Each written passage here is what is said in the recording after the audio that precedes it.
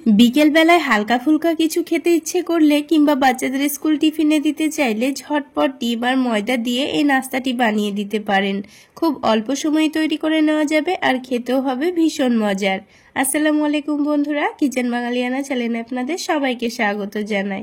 এইভাবে খাস্তা নাস্তাগুলো বানিয়ে খেয়ে দেখবেন সিঙ্গারা কচুরি খাওয়া ভুলে যাবেন, এতটাই টেস্টি হয়। তো বন্ধুরা, নাস্তাগুলো তৈরি করে নেওয়ার জন্য সবার প্রথমে একটা মিক্সিং বোলের মধ্যে 1 কাপ পরিমাণ ময়দা নিয়ে নিয়েছি। তার মধ্যে সামান্য পরিমাণ লবণ আর চিনি দিয়ে দিয়েছি। তারপর এখানে দিয়ে দেব সামান্য পরিমাণ কালো জিরা। এবার দিয়ে দিচ্ছি 2 টেবিল চামচ পরিমাণ সয়াবিন তেল। এখানে একটু বেশি পরিমাণে তেলটা দিয়ে ময়ান দিয়ে নিলে নাস্তাগুলো অনেকটাই খাস্তা তৈরি হবে। তো তেলটা দিয়ে ময়দার সঙ্গে খুব ভালোভাবে মিশিয়ে নিচ্ছি। 2 মিনিট সময় নিয়ে হাত দিয়ে ডলে ডলে একটু ভালোভাবে মিশিয়ে নিলে ময়দার সঙ্গে খুব ভালোভাবে মিশে যাবে। তো দেখুন, খুব সুন্দর করে ময়ান দিয়ে নেওয়া হয়ে গেছে। এবার এই ময়দাটাকে হাতের মধ্যে একটু চাপ দিয়ে মুঠো করলে খুব সুন্দর একটা মুঠো হয়ে যাবে। তো এইরকম মুঠো হয়ে গেলে বুঝতে হবে এই ময়দাটা খুব ভালোভাবে ময়ান দেওয়া হয়ে গেছে। তারপর অল্প অল্প করে পানি দিয়ে একটা ডো তৈরি করে নিতে হবে। তো পানিটা এখানে একেবারে দিয়ে ফেলা যাবে না, বারে বারে অল্প অল্প করে পানি দিয়ে একটা ডো তৈরি করে নিতে হবে। আর এই ময়দার ডোটা ঠিক আমরা যেভাবে রুটি তৈরি করার জন্য আটা মেখে থাকি সেইভাবে ডোটা তৈরি করে নিতে হবে। খুব বেশি শক্তও হবে না, আবার অনেকটা নরমও হবে না।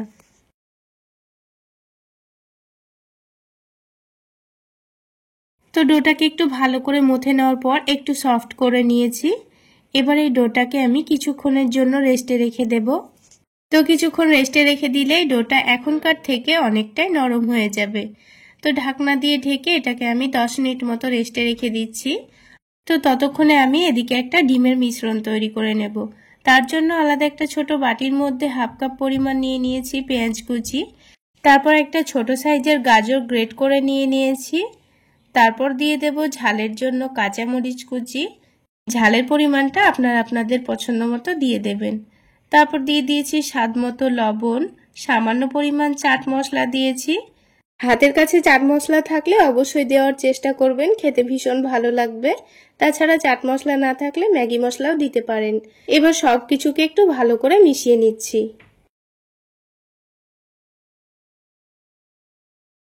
তো সবকিছু ভালোভাবে মিশিয়ে নেওয়া হয়ে গেলে এবার এখানে 2টো ডিম ফাটিয়ে নেব। তো আপনাদের এই নাস্তাগুলোর পরিমাণ যদি বেশি থাকে তাহলে এখানে ডিমের পরিমাণটাও বাড়িয়ে নেবেন। তো আমি এখানে 2টো ডিম দিয়ে সবকিছু একসঙ্গে আবারও ভালোভাবে মিশিয়ে নিলাম।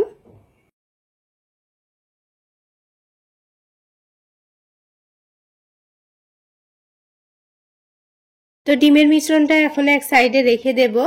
তারপরে এই ডোটাকে আবার একটু ভালো করে মথে নিতে হবে। তো দেখুন 10 মিনিটে ডোটা কিন্তু আগের থেকে অনেকটাই নরম হয়ে গেছে। এবার এই ডোটাকে আবার একটু ভালো করে মথে নিচ্ছি।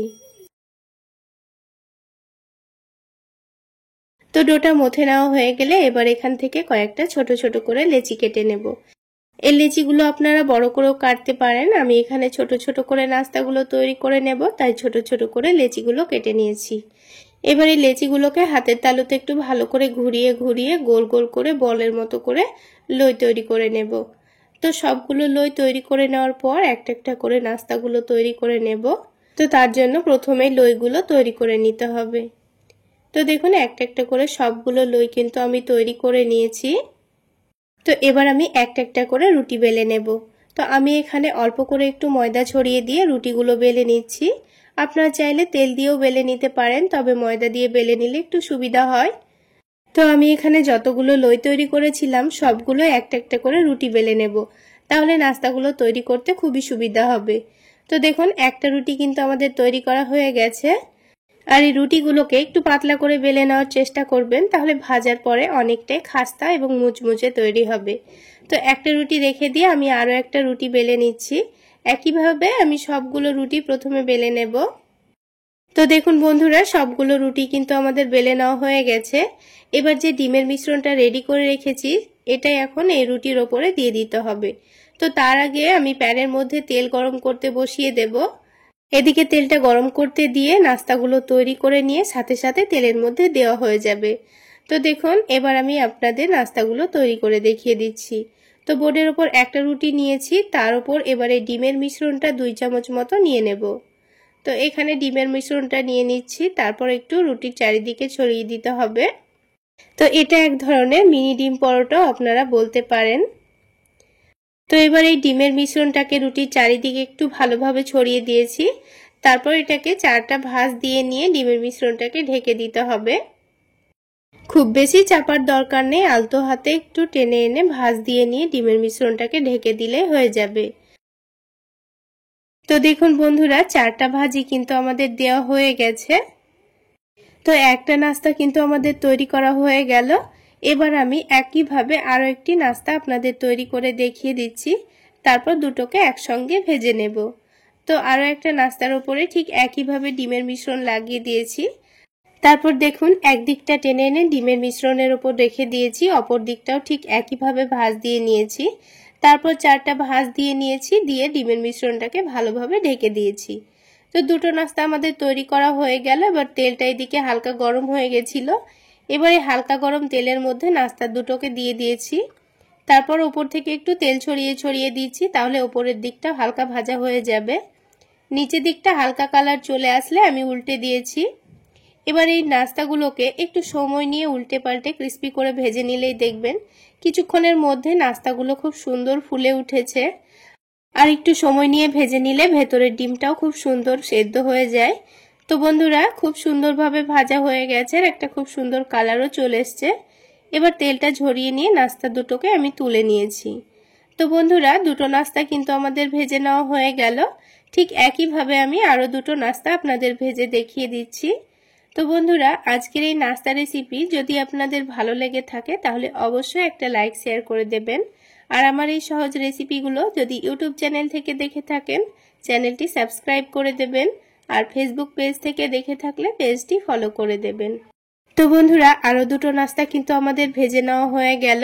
ঠিক একইভাবে আমি সবগুলো নাস্তা ভেজে নেব। এবার একটা নাস্তা আমি আপনাদের ভেঙে দেখিয়ে দিচ্ছি, আপনারা দেখলে বুঝতে পারবেন নাস্তাটা কতটা খাস্তা হয়েছে।